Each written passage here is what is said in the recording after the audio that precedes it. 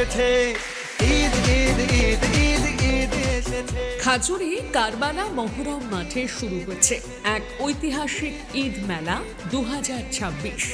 মেলা মেলা মেলা খাজুরি কারবালা মহরম মাঠে শুরু হচ্ছে এক ঐতিহাসিক ঈদ মেলা 2026, যার আয়োজনে ও পরিচালনায় কারবালা মাঠ কমিটি। এলাকার আবাল বৃদ্ধ বনিতা ও আপামর জনসাধারণকে জানাই পবিত্র ঈদের আন্তরিক প্রীতি ও শুভেচ্ছা।